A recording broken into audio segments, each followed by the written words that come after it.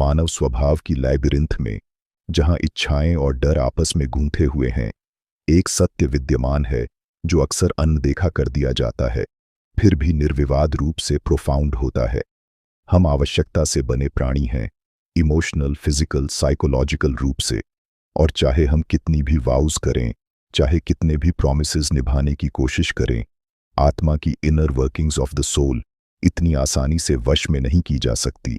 Marriage में, जैसे life में, यह टेम्पटेशन की अनुपस्थिति या लॉयल्टी का वादा नहीं है जो हमें परिभाषित करता है, बल्कि यह है कि हम अपने भीतर की कॉम्प्लेक्सिटीज को कैसे संभालते हैं। फिडेलिटी अपने शुद्धतम रूप में केवल बाहरी एक्सटर्नल एक्शंस का विषय नहीं है, बल्कि यह एक आंतरिक इंटरनल बैटल है, एक संघर्ष, स्ट्रगल, जो इस बात के बीच होता है कि हम दूसरों से क्या अपेक्षा एक्सपेक्ट रखते हैं और हम स्वयं को क्या देने में असमर्थ रहते हैं। यह एक नाजुक, डेलिकेट बैलेंस है जो यदि बाधित हो जाए तो हमें ऐसे रास्तों पर ले जा सकता है जिन पर चलने का हमने कभी इरादा नहीं किया था। आइए इस सत्य को जजमेंट से नहीं, बल्कि क्लैरिटी के साथ समझें, क्योंकि केवल अंडरस्टैंडिंग से ही हम अपनी बनाई हुई जालों से बाहर निकलने की शक्ति प्राप्त कर सकते हैं। Understanding the depth of human desire. किसी भी कमिटेड रिलेशनशिप में रहते हुए एक मैरिड वुमन या कोई भी व्यक्ति अपनी शपथबद्ध बॉन्ड को क्यों तोड़ सकता है, इसे समझने के लिए हमें पहले डिजायर के स्वभाव को जानना होगा। यह एक ऐसी फोर्स है जिसे न तो आसानी से समझा जा सकता है और न ही काबू किया जा सकता है, क्योंकि यह गहराई से, डीप विदिन, आत्मा के भीतर से उत्पन्न होती है, अक्सर beyond the reach of reason. Desire केवल एक शारीरिक फिजिकल इंपल्स नहीं है, बल्कि यह कनेक्शन, अटेंशन, एफर्मेशन की भूख है। विवाह में डिजायर को अक्सर एक म्यूचुअल बॉन्ड के रूप में देखा जाता है जो दो व्यक्तियों के बीच साझा और पूर्ण होता है। लेकिन जब हम और गहराई से देखते हैं तो पाते हैं कि डिजायर केवल शारीरिक नीड और अट्रैक्शन से उत्पन्न नहीं होती, बल्कि यह एक भावनात्मक और आध्यात्मिक, इमोशनल एंड स्पिरिचुअल स्थान से आती है, एक yearning for validation और sense of fulfillment. What causes discontent? क्या कारण है कि हम असंतोष, डिसकंटेंट महसूस करते हैं? हम अपनी सीमाओं से बाहर, आउटसाइड द बाउंड्स, पूर्णता, फुलफिलमेंट क्यों खोजने लगते हैं? इसका उत्तर रिकॉग्निशन की मानवीय आवश्यकता में छिपा है। हम सभी अपने मूल में क्रीचर्स ऑफ एस्टीम हैं, देखे जाने के लिए, सुने जाने के लिए, मूल्यवान महसूस करने के लिए। ये केवल इच्छाएं, डिजायर्स नहीं हैं, बल्कि मानवीय आत्मा की मूलभूत आवश्यकताएं, fundamental needs of the human spirit हैं। जब ये आवश्यकताएं अनमेट रह जाती हैं तो हम उन्हें अनजाने में कहीं और एल्सवेयर खोजना शुरू कर देते हैं। The temptation of infidelity. इसी सर्च में टेम्पटेशन ऑफ इनफिडेलिटी की जड़ें पनपती हैं। जब कोई व्यक्ति, विवाहित हो या न हो, अनसीन, अंडरवैल्यूड, इमोशनली डिस्टेंट महसूस करता है तो वह बाहरी, एक्सटर्नल वैलिडेशन की ओर आकर्षित हो सकता है, अक्सर एक ऐसे कनेक्शन के रूप में जो उसे वह प्रदान करने का वादा करता है जो उसे कमी महसूस हो रही है। The danger of unchecked desire. यहीं पर खतरा, डेंजर उत्पन्न होता है। जब डिजायर को अनदेखा, अनचेक्ड एंड अनएग्जामिन्ड छोड़ दिया जाता है तो यह हमें पूरी तरह से निगल सकता है। कंज्यूमर्स। यह हमें उस बॉन्ड के मूल्य को देखने से अंधा कर देता है जो हमने पहले ही बना लिया था। Pursuit of what is missing में हम उस रिचनेस को भूल सकते हैं जो कभी हमारे पास थी, उस गहराई, डेप्थ्स ऑफ कनेक्शन को खो सकते हैं जिसने हमें पहली बार एक साथ लाया था। इल्यूजन ऑफ समथिंग मोर बहुत आकर्षक हो सकती है, हमें उस फाउंडेशन ऑफ ट्रस्ट से दूर खींच सकती है जिसने कभी हमें स्थिर रखा था।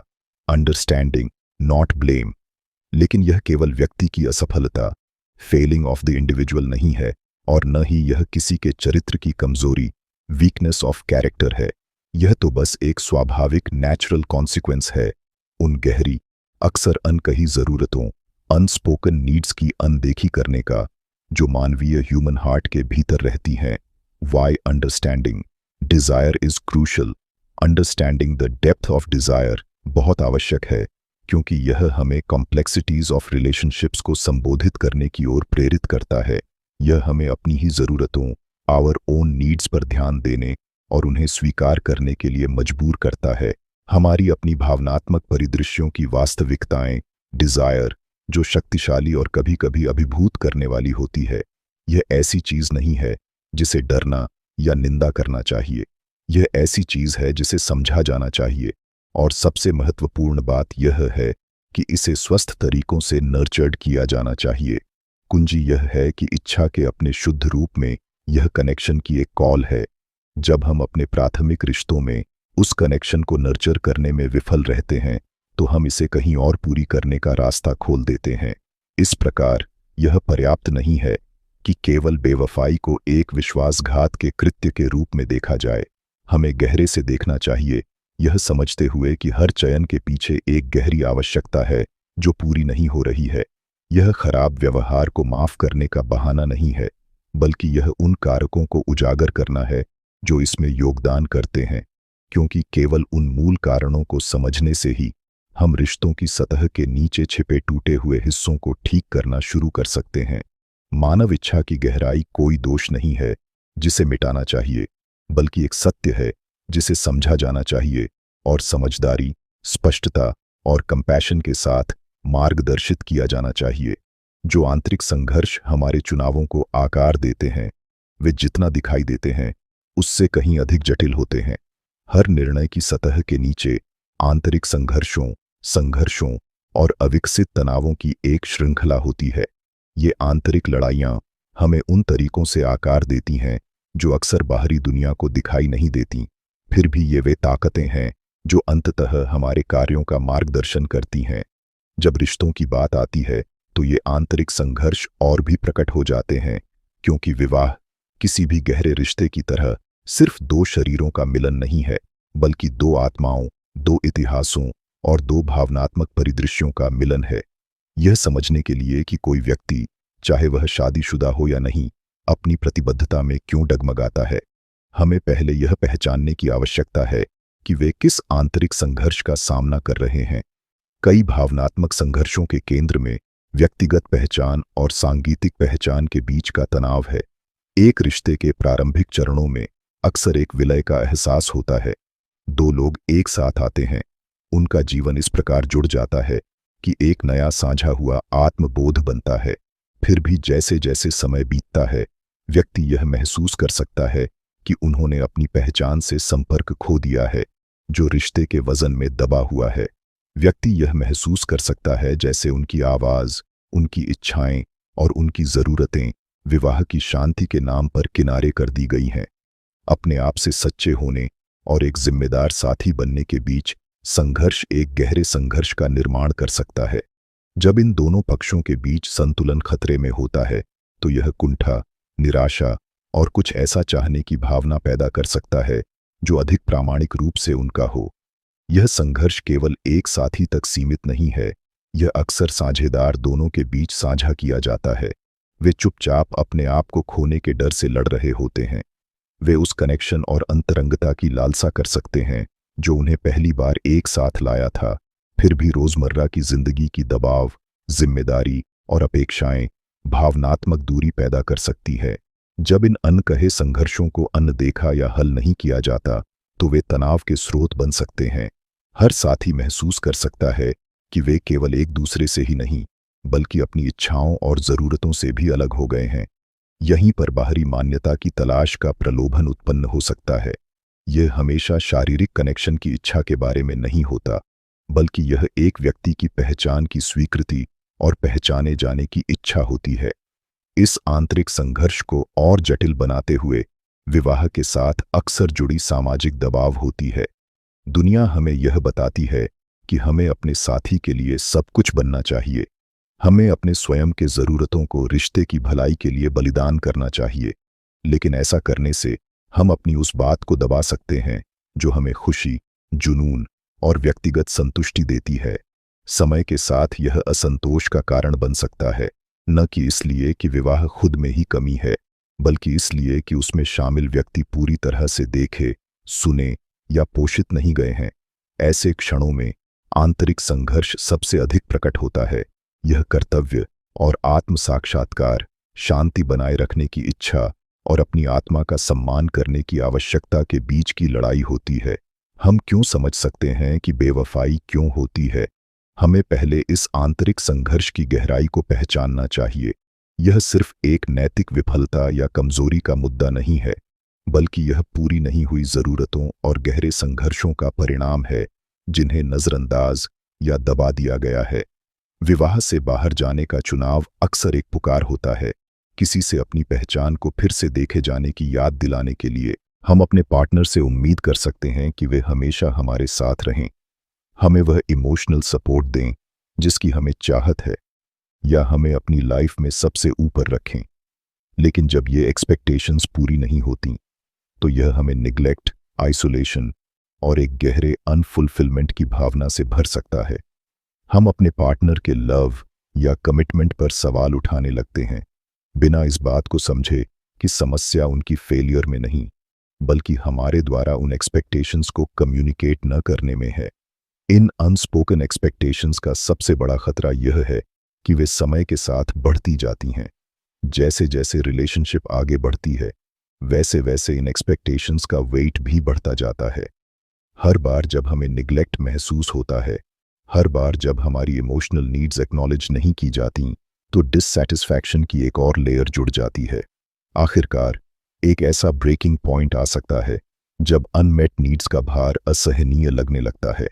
इस मोमेंट में मैरिज के बाहर फुलफिलमेंट खोजने का टेम्पटेशन बढ़ जाता है, क्योंकि ऐसा महसूस हो सकता है कि वैलिडेशन, अटेंशन या कनेक्शन पाने का और कोई तरीका नहीं बचा है। लेकिन समस्या यह नहीं है कि हमारी नीड्स अनरीजनेबल हैं या हम अटेंशन के लायक नहीं हैं। समस्या यह है कि हमने अपनी नीड्स को किसी और के हाथों में सौंप दिया है, बिना यह सोचे कि इस रिलेशनशिप में हमारी खुद की क्या भूमिका है। हम अपने पार्टनर से उम्मीद करते हैं कि वे हमारी नीड्स पूरी करें, बिना यह सोचे कि क्या हमने उन्हें क्लियरली कम्युनिकेट किया है, या हम उन पर कोई अनफेयर बर्डन तो नहीं डाल रहे। यह एक्सपेक्टेशन कि एक इंसान हमारी सारी इमोशनल नीड्स पूरी कर सकता है, न सिर्फ अनरियलिस्टिक है, बल्कि यह रिलेशनशिप की फाउंडेशन को भी कमजोर कर सकता है। अगर हमें सच में यह समझना है कि एक्सपेक्टेशंस मैरिज में क्या भूमिका निभाती हैं, तो हमें पहले सेल्फ अवेयरनेस विकसित करनी होगी। हमें अपनी एक्सपेक्टेशंस पर गौर करना होगा, यह सोचना होगा कि क्या वे रियलिस्टिक हैं या सिर्फ अनस्पोकन असम्पशंस पर आधारित हैं। हमें अपने पार्टनर से ओपनली और ऑनेस्टली कम्युनिकेट करना सीखना होगा, अपनी नीड्स को एक्नॉलेज करना होगा, लेकिन उन पर अनरियलिस्टिक डिमांड नहीं डालनी होगी। यह एक्सपेक्टेशंस को कम करने की बात नहीं है, बल्कि यह समझने की बात है कि असल में क्या इंपॉर्टेंट है और रिलेशनशिप के दायरे में क्या नर्चर किया जा सकता है। ऐसा करके हम अनस्पोकन एक्सपेक्टेशंस के वेट से खुद को मुक्त कर सकते हैं और एक ज्यादा जेन्युइन कनेक्शन के लिए रास्ता खोल सकते हैं। जब दोनों पार्टनर्स अपनी नीड्स और डिजायर्स को कम्युनिकेट करने लगते हैं, जब वे बिना किसी जजमेंट के एक दूसरे की एक्सपेक्टेशंस को समझने लगते हैं, तो रिलेशनशिप ज्यादा रिजिलियंट हो जाता है। फुलफिलमेंट कहीं और खोजने के बजाय दोनों पार्टनर्स अपने मैरिज के अंदर ही उन नीड्स को एड्रेस करने के लिए बेहतर तरीके से तैयार होते हैं, जिससे उनका बॉन्ड आइडियलाइज्ड फैंटेसीज पर नहीं, बल्कि म्यूचुअल अंडरस्टैंडिंग, रिस्पेक्ट और एक शेयर्ड कमिटमेंट टू ग्रोथ पर आधारित होता है। एक्सपेक्टेशंस किसी भी रिलेशनशिप का एक नेचुरल हिस्सा हैं, लेकिन हम उन्हें कैसे हैंडल करते हैं, यही उस रिलेशनशिप की हेल्थ और लॉन्जेविटी को निर्धारित करता है। अगर हम अपनी एक्सपेक्टेशंस को ऑनेस्टी और क्लैरिटी के साथ फेस करें, तो हम खुद को ऐसे स्पेस में ले जा सकते हैं जहां ट्रू इंटीमेसी फ्लरिश कर सके, बिना अनस्पोकन असम्पशंस और अनरियलाइज्ड होप्स की बंदिशों के। अनमेट इमोशनल नीड्स का प्रभाव हर रिलेशनशिप, चाहे वह रोमांटिक हो, फैमिलियल हो या प्लेटोनिक, के केंद्र में एक गहरी और अनस्पोकन सच्चाई होती है। इमोशनल फुलफिलमेंट एक फंडामेंटल नीड है। हम इंसानों को इमोशनल कनेक्शन उतनी ही जरूरत होती है जितनी हमें फूड और एयर की होती है। फिर भी अक्सर इन इमोशनल नीड्स को नज़रअंदाज कर दिया जाता है, उन्हें एक्नॉलेज नहीं किया जाता या वे पूरी नहीं हो पाती। मैरिज में जहां इमोशनल सपोर्ट और म्यूचुअल अंडरस्टैंडिंग का वादा कमिटमेंट का एक सेंट्रल हिस्सा होता है, वहां इमोशनल फुलफिलमेंट की कमी पार्टनर्स के बीच एक साइलेंट, बढ़ती हुई दूरी, काज़म बना सकती है। अगर यह दूरी समय रहते एड्रेस नहीं की गई, तो यह आइसोलेशन, फ्रस्ट्रेशन और अंततः डिस्कनेक्शन की भावना पैदा कर सकती है। जब इमोशनल नीड्स पूरी नहीं होती तो कंफर्ट, अटेंशन या वैलिडेशन कहीं और खोजने का टेम्पटेशन बेहद स्ट्रांग हो सकता है। इमोशनल नीड्स उतनी ही यूनिक होती हैं जितने कि इंडिविजुअल्स होते हैं। किसी की पहचान मायने रखती है, किसी की आवाज़ अब भी सिग्निफिकेंट है। यह दर्द और कन्फ्यूजन की अभिव्यक्ति है, एक इच्छा की जो खो गया उसे फिर से पाया जाए। खुद को इन इनर स्ट्रगल्स की पड़ताल करते हुए हम न तो इनफिडेलिटी को सही ठहरा रहे हैं और न ही किसी भी प्रकार के बीट्रेयल को, बल्कि हम उन कॉम्प्लेक्स इमोशंस और प्रेशर्स पर रोशनी डाल रहे हैं जो ह्यूमन बिहेवियर को शेप करते हैं। असल की इन स्ट्रगल्स की गहराई को समझने में है, यह स्वीकार करने में कि ये मौजूद हैं और दोनों पार्टनर्स को इन्हें कन्फ्रंट और एड्रेस करने की स्पेस देने में है। तभी ट्रू हीलिंग शुरू हो सकती है। आखिर में यह सिर्फ दो लोगों के रिश्ते की बात नहीं है, बल्कि हर व्यक्ति का खुद के साथ जो रिश्ता है उसकी बात भी है। जब वह इंटरनल पीस नर्चर होती है, तब मैरिज के एक्सटर्नल बॉन्ड्स और स्ट्रॉन्ग, अधिक रिजिलियंट और आने वाले स्टॉर्म्स को सहने में सक्षम बनते हैं। मैरिज में एक्सपेक्टेशंस की भूमिका हर मैरिज में अनकही एक्सपेक्टेशंस चुपचाप रिलेशनशिप की फैब्रिक में बुनी होती हैं। यही एक्सपेक्टेशंस यह तय करती हैं कि हम कैसे इंटरैक्ट करते हैं, कैसे लव करते हैं और दूसरे व्यक्ति को कैसे परसीव करते हैं। लेकिन अक्सर यही एक्सपेक्टेशंस टेंशन और डिससैटिस्फैक्शन का कारण भी बनती हैं। समस्या एक्सपेक्टेशंस में नहीं है, बल्कि हमारी इनएबिलिटी में है कि हम इन्हें क्लियरली कम्युनिकेट नहीं कर पाते और विजडम के साथ मैनेज नहीं कर पाते। जब एक्सपेक्टेशंस अनचेक्ड रह जाती हैं तो वे रिजेंटमेंट, फ्रस्ट्रेशन और अंततः डिसइल्यूजनमेंट का सोर्स बन सकती हैं। यह समझने के लिए कि मैरिजेस कभी-कभी क्यों फॉल्टर करती हैं, हमें सबसे पहले एक्सपेक्टेशंस की भूमिका की पड़ताल करनी होगी, क्योंकि ये हमारी लाइफ पर बहुत प्रभाव डालती हैं, चाहे हमें इसका एहसास हो या न हो।